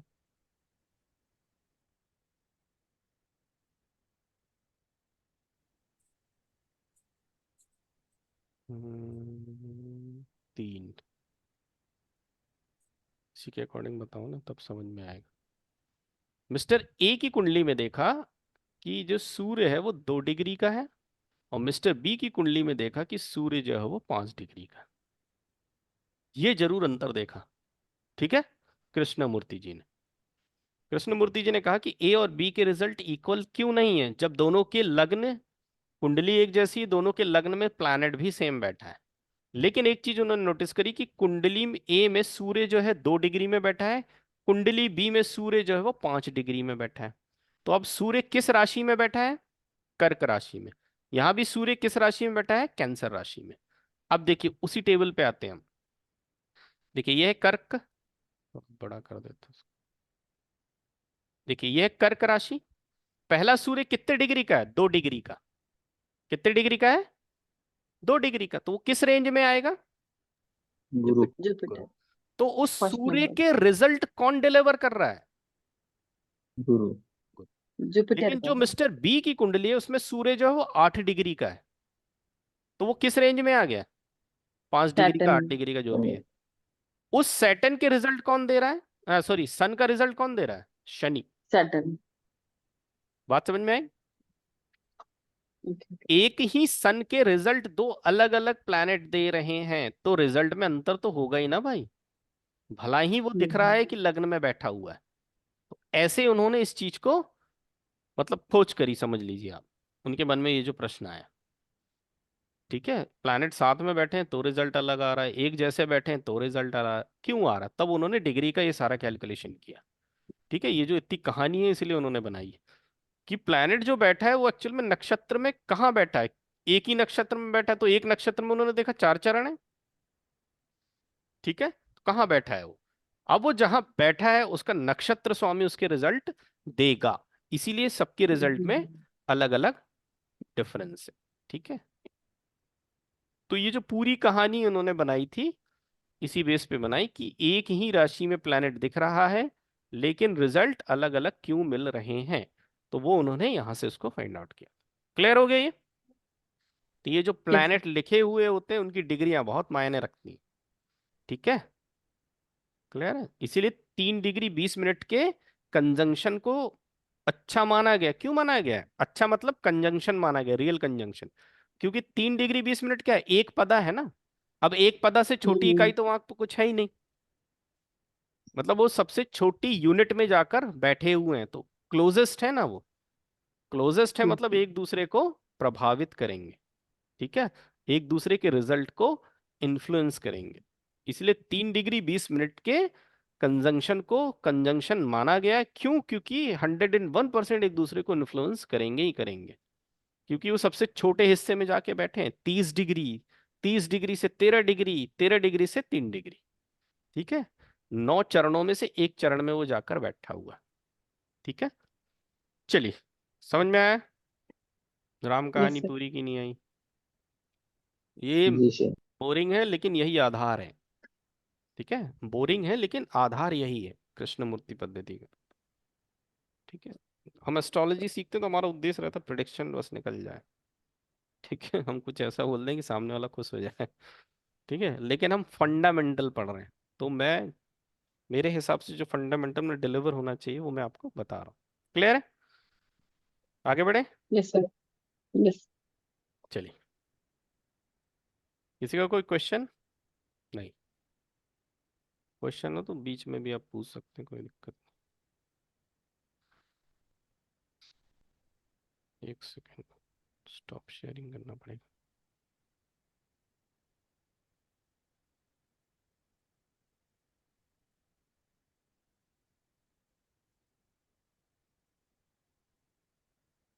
अब आते हैं सब लॉट पे। ठीक है, सब लॉट सुना है ना आपने?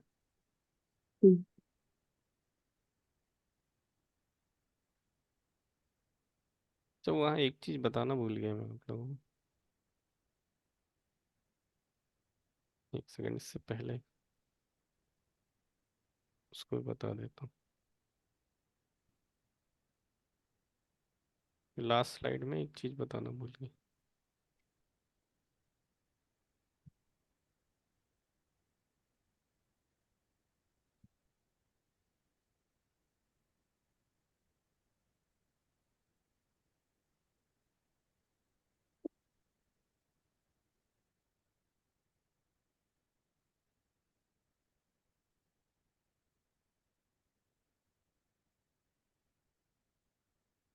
देखिए ये सेकंड लाइन तो आपने समझ ली थी, ये वाली है ना, ये समझ में आ गया ना कहाँ से आते हैं।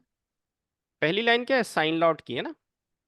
साइन लॉट मतलब क्या होता है, जिस राशि में प्लेनेट बैठा है। देखिए ये लिखा है सन, सन को पकड़िए, सन कहाँ बैठा है, किसकी राशि है ये, मकर राशि शनि। है, शनि की। तो साइन लॉट क्या लिखा है यहाँ पर, सैटर्न। अब देखिए मून कहाँ पर है, तुला राशि लिब्रा में, तो मून का साइन लॉर्ड कौन होगा, वीनस। देखिए वीनस लिखा हुआ है। इसी प्रकार से मार्स किस राशि में बैठा हुआ है, देखिए भाई, वेयर इज मार्स, ये मार्स, ये मार्स, ये धनु राशि है, सेजिटेरियस। तो मार्स का साइन लॉर्ड क्या है, जुपिटर। इसी प्रकार से ये सारे साइन लॉर्ड्स लिखे हुए होते हैं। उसके बाजू में स्टार लॉर्ड लिखा है, आप समझ गए कहाँ से आता है, अब भी मैंने आपको बताया। अब हम इस पे आते हैं, सब लॉर्ड पे, है ना। बस इतना ही जाना, सब लॉर्ड, सब लॉर्ड पे नहीं जाना है, क्लियर।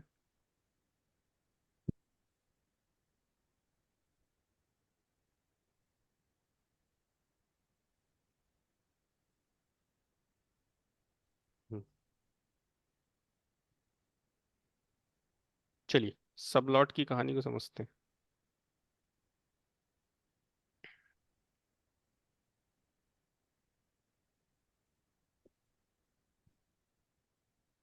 देखिए सबलॉट का कॉन्सेप्ट क्या है, 9 पार्ट्स में डिवीजन किया है उन्होंने, ठीक है, नवांशा कहते हैं जिसको। अभी आपने जाना कि एक नक्षत्र जो है वो 13 डिग्री 20 मिनट का होता है, जो कि किसी भी राशि का एक बड़ा हिस्सा है। किसका मानना है, कृष्णमूर्ति जी का, है ना। एक नक्षत्र जो है वो 30 डिग्री में से, 30 डिग्री का जो एक राशि होता है, उसमें से नक्षत्र क्या है, एक बहुत बड़े हिस्से को ऑक्युपाई करके बैठा हुआ है, जो कि 13 डिग्री 20 मिनट्स का हिस्सा है। तो ऑब्वियस सी बात है, रिजल्ट बहुत अधिक प्रभावित होगा, डिफर होगा, इन्फ्लुएंस होगा, क्योंकि डिग्री तो बदलेगी ना, 13 डिग्री 14 डिग्री, 1 डिग्री 2 डिग्री। ठीक है, अभी भी उनको चैन नहीं आया। ठीक है, तो अब उनने क्या किया, उन्होंने देखा कि 13 डिग्री 20 मिनट भी एक बहुत बड़ा इंटरवल होता है। ठीक है, तो उन्होंने क्या किया, जो कि उन्होंने उसके भी 9 भाग कर डाले। ध्यान रखिए, एक राशि में 9 चरण होते हैं, 9 पदा होते हैं, लेकिन I am talking about the 9 parts of the 13 degree 20 minutes. एक नक्षत्र के 9 भाग की बात कर रहा हूं मैं, है ना। इस 9 पार्ट को उससे मत कनेक्ट कर लीजिएगा जो अभी आपने थोड़ी देर पहले सीखा, क्योंकि मैं बताया ना, अभी भी उनको चैन नहीं था। बोले यार 13 डिग्री 20 मिनट भी बहुत बड़ा हिस्सा है, किसका, 30 डिग्री का, एक राशि का। ठीक है, ये सब बंटवारा चल रहा है, ठीक है। जितने ज्यादा भाई उतना छोटा छोटा बंटवारा। अब उन्होंने क्या किया कि मैं इसके 9 हिस्से करूंगा। तो 9 हिस्से क्यों करूंगा, क्योंकि 9 प्लैनेट्स होते हैं। उन्होंने 9 हिस्से या 9 पार्ट्स में क्यों डिवाइड किया 13 डिग्री 20 मिनट्स को, क्योंकि 9 प्लैनेट्स होते हैं। इसीलिए उन्होंने सोचा कि अब मैं इसको 9 हिस्से में बांट देता हूं। ठीक है, तो एक नक्षत्र के 9 भागों में विभाजन करने पर हमें सबलॉर्ड प्राप्त होते हैं। अब यहां पर सबलॉर्ड मिलता है जब हम ये 13 डिग्री 20 मिनट्स के 9 पार्ट्स करते हैं, तो जो पार्ट्स मिलते हैं वही हम कहे सबलॉर्ड कहलाते हैं। अभी आपने देखा था साइन लॉर्ड, उसके बाजू में स्टार लॉर्ड, देन उसके बाजू में सबलॉर्ड, ये वही सबलॉर्ड है। मतलब एक नक्षत्र के 9 भाग करने पर हमें क्या मिलता है, सबलॉर्ड मिलता है। बात समझ में आ गई, ठीक है। चलिए 9 भागों में क्यों बांटा वो मैंने आपको बता दिया। अब देखिए ये राम कहानी पूरी। एक डिग्री में कितने मिनट होते हैं, 60। एक सेकंड, ये मैं आपको लिख के बता देता हूँ तो ज्यादा समझ में आएगा।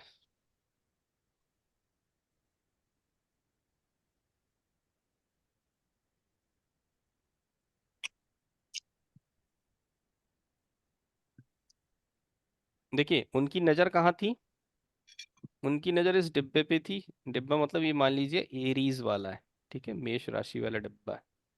उन्होंने बोला यार इतना बड़ा जो इंटरवल है वो कितने डिग्री का है, 30 डिग्री का इंटरवल है। इसमें से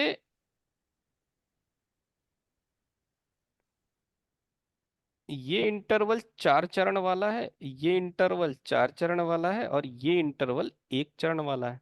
तो ये जो पूरा इंटरवल है 13 डिग्री 20 मिनट्स का है, ये भी 13 डिग्री 20 मिनट्स का है, और ये 3 डिग्री 20 मिनट का है। बोले यहाँ तो ठीक है।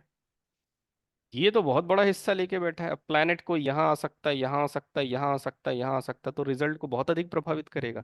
इसको तो उन्होंने कंजंक्शन की श्रेणी में रख दिया, एक दूसरे के रिजल्ट प्रभावित करेंगे। लेकिन यहाँ पर उन्होंने देखा कि बहुत बड़ा हिस्सा है। अब उनकी नजर इस पे गई 13 डिग्री 20 मिनट पे। अब उन्होंने उठाया और उसके 9 हिस्से कर डाले। 9 क्यों? क्योंकि 9 प्लैनेट्स होते हैं। बात समझ में आ गई? अब 13 डिग्री 20 मिनट को कैसे 9 हिस्से में बांटना है, उसकी राम कहानी देखिए। ये याद रखिए, 1 डिग्री = 60 मिनट्स। ओके, तो हमारे पास क्या है? 13 डिग्री। तो 13 डिग्री = कितना होगा? ये समझ में आया कि नहीं आया? यहाँ भी 13 से मल्टीप्लाई कर Yes. दीजिए, यहाँ भी 13 से मल्टीप्लाई कर दीजिए, तो ये कितना बन जाएगा? 13 डिग्री। तो कितना आएगा? पहाड़ आता है किसी को? कितना आएगा? 780 मिनट। 780 हाँ, लेकिन हमको पहुंचना है 13 डिग्री 20 मिनट्स पे। 20 minutes तो 13 डिग्री 20 मिनट्स, तो यहाँ पर 800 minutes +20 मिनट्स और ऐड ऑन कर दीजिए। ये वाला है ना? तो कितना आ गया? 800। हाँ, 13 डिग्री 20 मिनट में कितने मिनट घुसे हुए हैं? 800। बोले बाबा रे, 800 मिनट में तो क्या क्या गेम हो जाएगा। किस चीज का? प्रेडिक्शन का। इसीलिए उन्होंने 9 हिस्से किए। बात समझ में आई? 13 डिग्री 20 मिनट जो हमको दिख रहा है वो एक्चुअल में कितने मिनट्स हैं? 800 मिनट्स। ध्यान रखिए, ये समय वाला मिनट नहीं है, ध्यान रखिएगा ना, ये अंश कला विकला वाला है। That is not time. ठीक है, टाइम कंफ्यूज मत होइएगा। टाइम वाला मिनट नहीं है ना, ये डिग्री मिनट सेकंड जो है अंश कला विकला वाला है।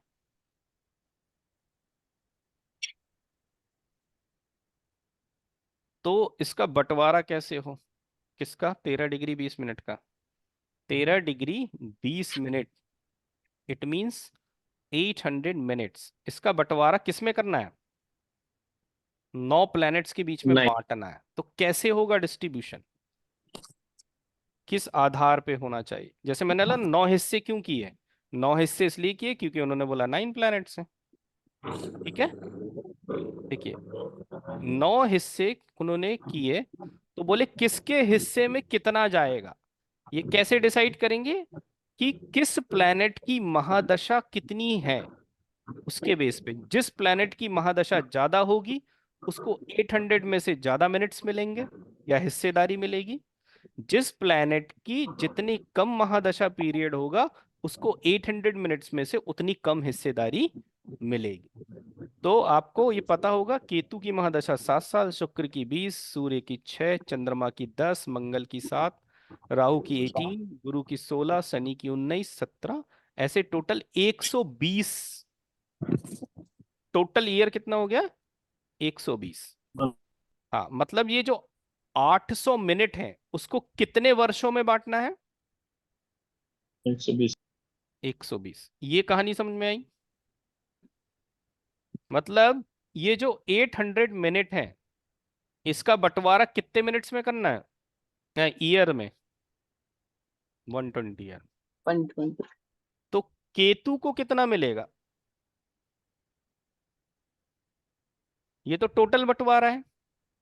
800 मिनट्स को हमने 120 साल में बांटना है, बांट दिया हमने। केतु की हिस्सेदारी उतनी ही होगी जितना उसका महादशा होती। कितनी होती है? 7। 7। केतु के बाद आता है शुक्र। इस 800 120 में से वीनस की हिस्सेदारी कितनी होगी? 20 साल की महादशा होती है। इसी प्रकार से उन्होंने सारे प्लैनेट्स की हिस्सेदारी निकाली। एक में निकाल के बता देता हूं, देखिए।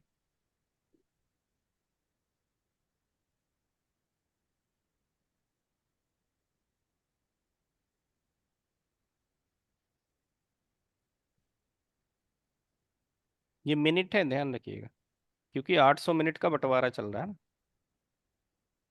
तो इसको डिवाइड करिए, यहाँ देखो।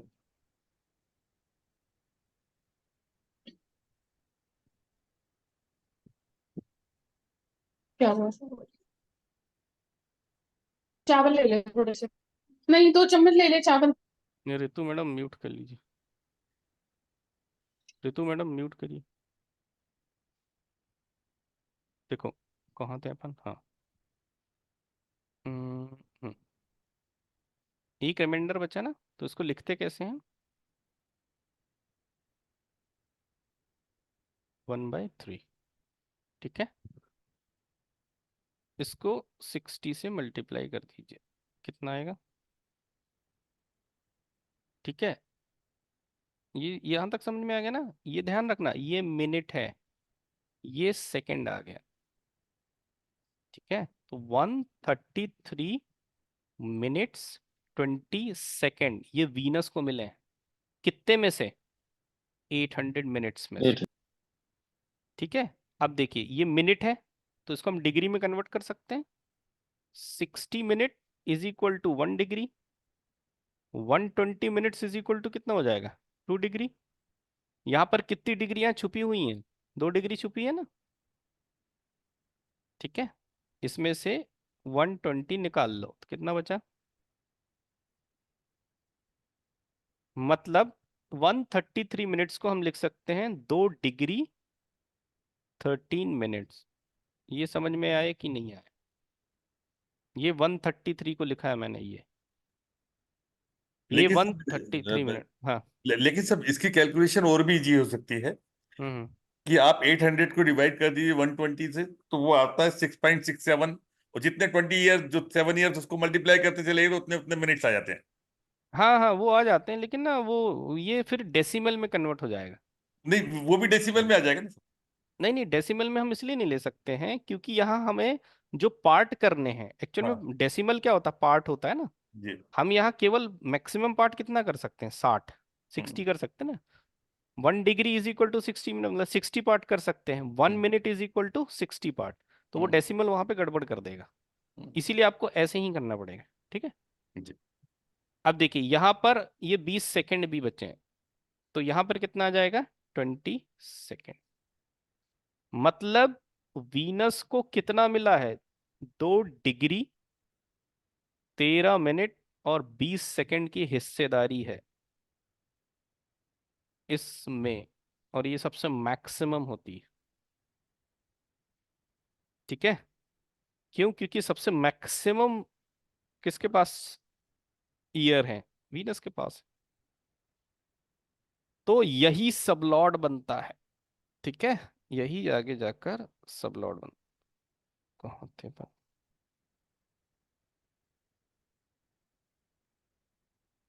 देखिए ये वही और सारा कैलकुलेशन लिखा हुआ, हाँ। और फिर सब लॉट में सब, फिर उसके बाद फिर और फर्दर चला जाएगा। हाँ वही कहानी है, लेकिन अपन को उतना जाना नहीं है, हाँ, उतना एक्यूरेसी में नहीं जाना है। सब लॉट कब पढ़ते हैं? जब होरारी करते हैं, क्योंकि होरारी में कुंडली 101% एक्यूरेट होती है। देखिए ये वही कहानी लिखी हुई है। 7 800 बाई 120, वीनस 20 800 बाई 120, सन 6 साल की महादशा होती है, मून की 10 साल की, मार्स की 10 साल की, 18 साल की, 16 साल की, 19 साल की, 17 साल, ठीक है। यही सब लॉट बनते हैं जब हम उसके भी 9 हिस्से कर देते हैं, ठीक है। सबसे पहले जिस प्लैनेट की हिस्सेदारी होगी उसी की सबलॉट, मतलब वो सबसे पहले वो प्लैनेट उसका सबलॉट बन जाता है, ठीक है। ये कैलकुलेशन में जाने की जरूरत नहीं है आपको, मैंने आपको ऐसे बता दिया, इसलिए बता दी कई लोग जानने के इच्छुक होते हैं। देखिए ये दिख रहा है वीनस, ये मैंने अभी आपको निकाल के दिखाया था, 2 डिग्री 13 मिनट 20 सेकंड, ठीक है। इसी प्रकार से सारे ये निकल के आते हैं। अब आप ये निकालिएगा, आपको बन जाएंगे। देखिए सबसे बड़ा इंटरवल किसको मिला है? वीनस को मिला है। वीनस के बाद एक ऐसा प्लैनेट है जिसकी 19 साल की महादशा होती है, देखिए शनि, ठीक है। उसका भी देखिए 2 डिग्री 6 मिनट 40 सेकंड, ठीक है। सबसे कम समय किसके पास होता है? सन के पास, देखिए 0 डिग्री 40 मिनट्स 0 सेकंड्स। सबसे कम इंटरवल, मतलब सबसे कम हिस्सेदारी सन को मिलेगी, सबसे ज्यादा हिस्सेदारी किसको मिलेगी? वीनस को मिलेगी, ठीक है। तो 13 डिग्री 20 मिनट के ये 9 हिस्से हैं। जब आप इन सारी डिग्रीज को जोड़ेंगे तो टोटल आपको 13 डिग्री 20 मिनट मिले। इसके बाद वो चैन से बैठ गए, अब उन्होंने आगे कुछ नहीं किया। सब लौट तो आगे की कहानी, ठीक है। जैसे आईने के पीछे आईना रख दें तो इन्फिनिट इमेज बन जाती है, वो वाली कहानी। फिर तो आप उसके 9 हिस्से, उसके भी 9 हिस्से कर सकते हैं, लेकिन यहाँ तक इतना सफिशिएंट। तो ये है सबलॉट की कहानी, सबलॉट कहाँ से आ जाता है। क्लियर?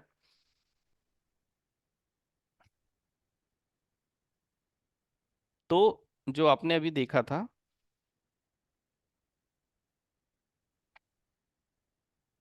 ये जो चार्ट है ना, यही है साइन लॉट, स्टार लॉट, सब लॉट। इसीलिए सब लॉट जो होता है बहुत सेंसिटिव होता है।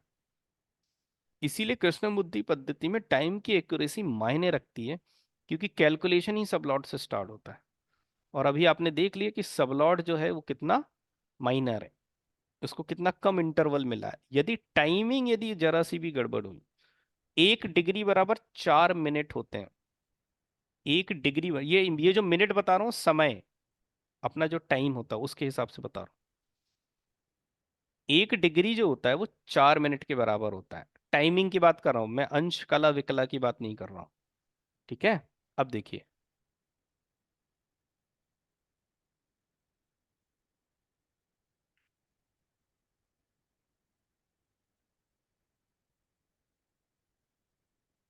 ये देखिए वीनस के पास कितना है, 2 डिग्री, मतलब टाइम के हिसाब से कितने मिनट है उसके पास, 8 मिनट है।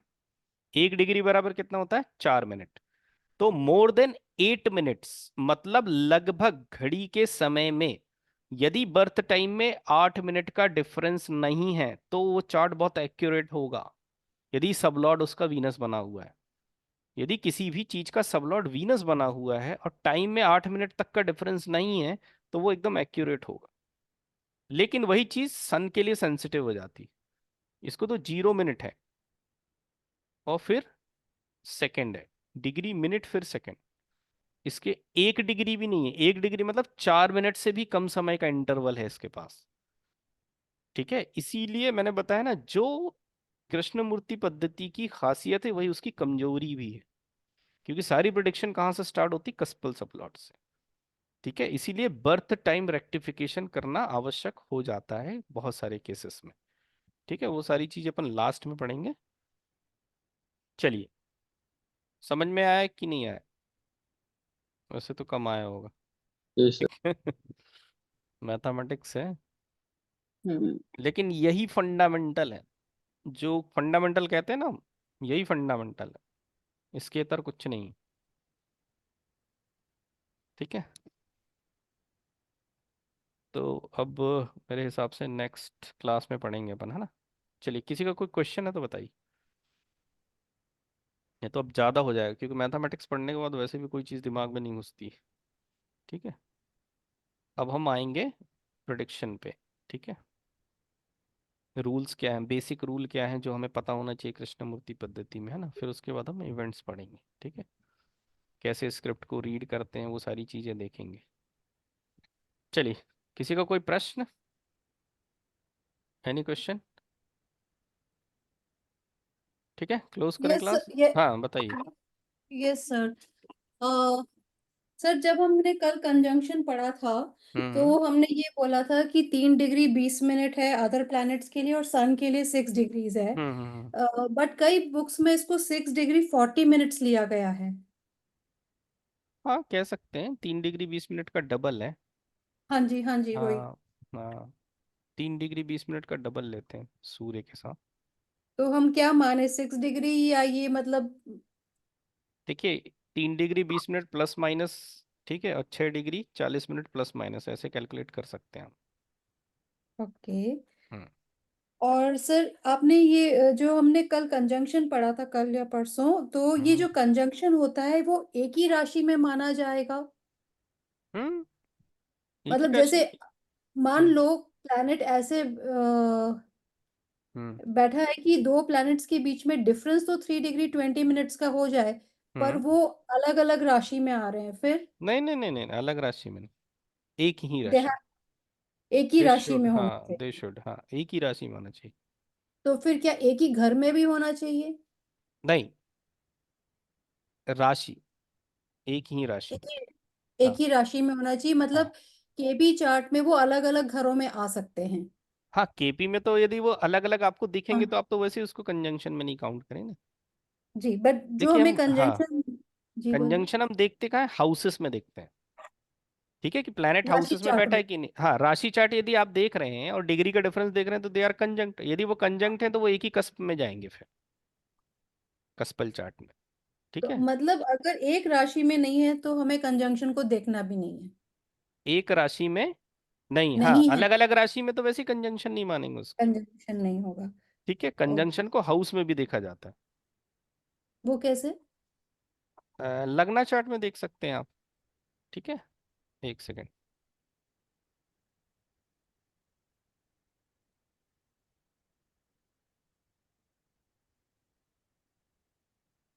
वाइस नहीं होता है, एक सेकेंड, एक सेकेंड, क्लोज कर दो।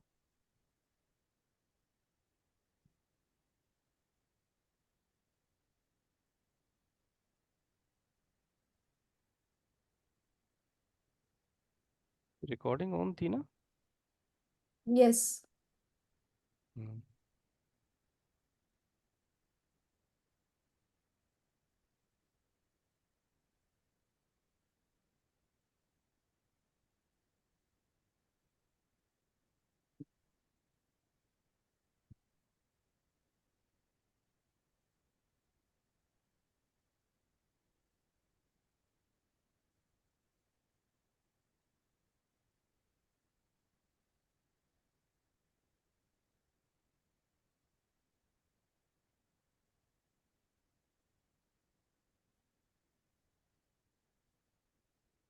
देखिए,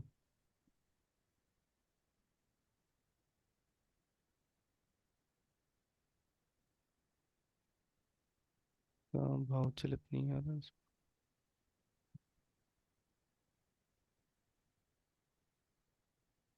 अच्छा, इसमें एक साथ नहीं आ रहा है, नहीं तो देखिए नॉर्मल जो रहता है ऐसा रहता है।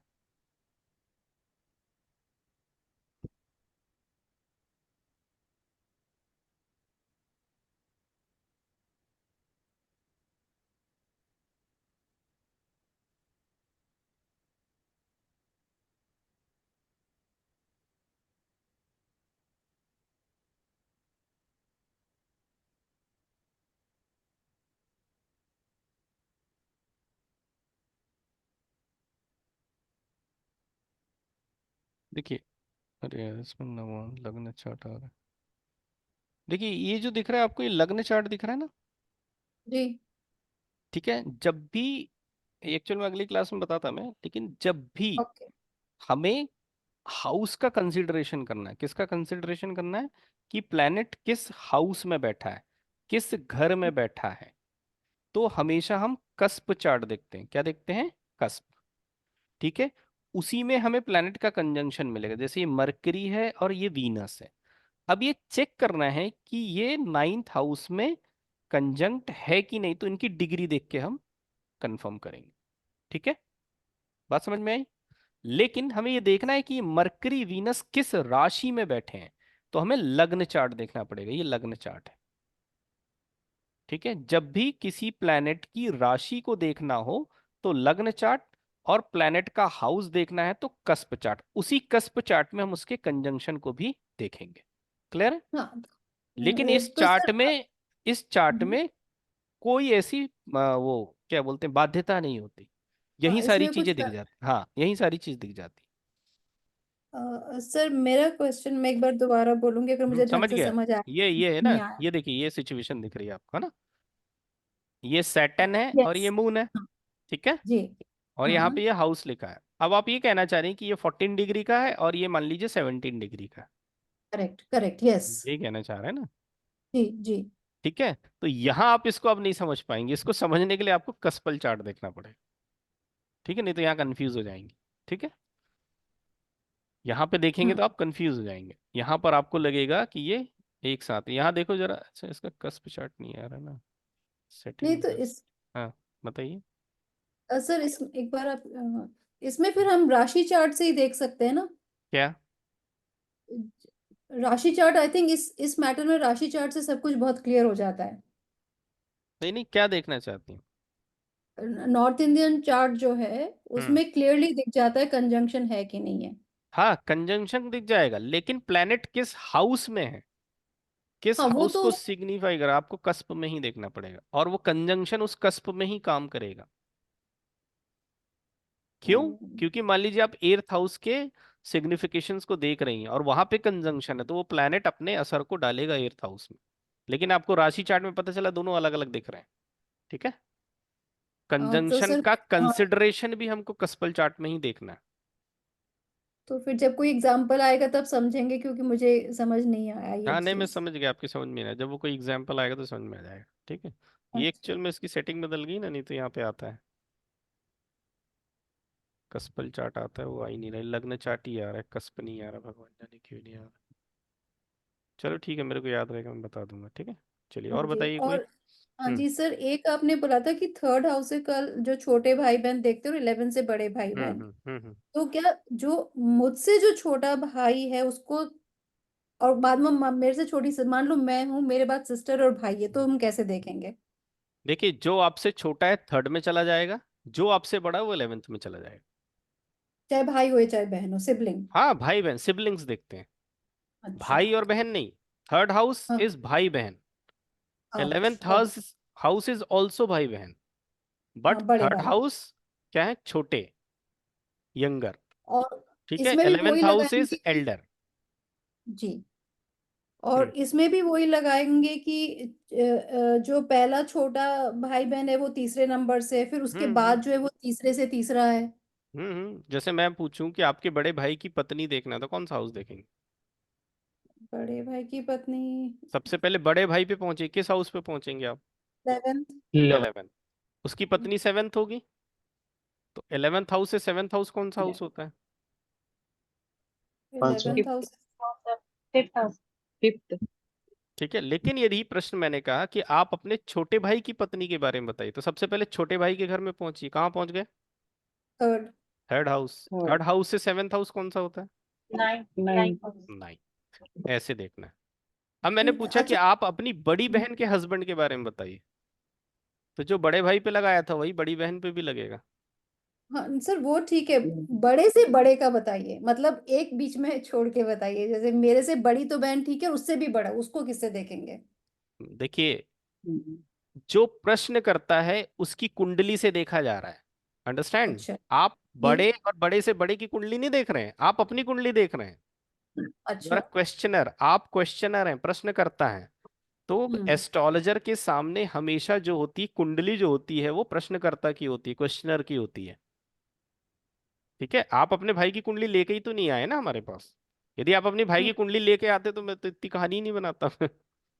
आपने प्रश्न किया, या तो मैंने होरारी लगाई, हम्म। ठीक है, या आपकी कुंडली से मैं देख के बताने की कोशिश कर रहा हूं। तो हम्म। आपकी कुंडली यदि मेरे सामने रखी है तो मेरे पास दो ही फॉर्मूले हैं। आपके मान लीजिए आपसे दो बड़े भाई हैं, तो दोनों 11th हाउस में चले जाएंगे। यदि ओके। आपके दो छोटे भाई हैं तो दोनों थर्ड हाउस में चले जाएंगे। ओके। ठीक है, हाँ जी। यहाँ पर इतना ही और है। हाँ। जो कल मैंने आपसे प्रश्न पूछा था कि भाई अगर कोई टेस्ट रिजल्ट है, मेडिकल टेस्ट रिजल्ट है, तो हम्म रिजल्ट एक डॉक्यूमेंट है और हम उसको तीसरे भाव से देखेंगे, हम्म तो उसमें जो सक्सेस और फेलियर को हम कैसे इंटरप्रेट करेंगे वो हम आगे सीखेंगे। वो अभी नंबरों का एनालिसिस आगे पढ़ेंगे हाँ ना। जी, हाँ जी, हाँ, तो फिर उसको मैं भी पेंडिंग हम्म, रख देती वो हूँ। सब ओके सर, स्क्रिप्ट रीडिंग में है। हाँ। मेरा यही बस प्रश्न थे, बस वो जो घर वाला है कंजंक्शन का, वो जब आप as you come through. Conjunction हमेशा हाउस में देखना है, हाँ क्योंकि जी। हमें हाउस से रिजल्ट लेना है, और हाउस के जी। रिजल्ट वहां बैठे प्लैनेट प्रभावित करते हैं, इम्पैक्ट डालते हैं। ठीक है। जब जब कोई एग्जाम्पल आएगा तो हम्म हम इसको हम्म देखेंगे। Okay, thank you sir. चलिए, ओके। और कोई? ठीक है, क्लास क्लोज करते हैं। सभी को नमस्कार, जय Shri Ram, good night. Good night नमस्ते सर। सभी। नमस्ते गुड नमस्ते। Night. Good night sir. Good night good night. Cursor कहाँ चला गया मेरा? Good night. Good night.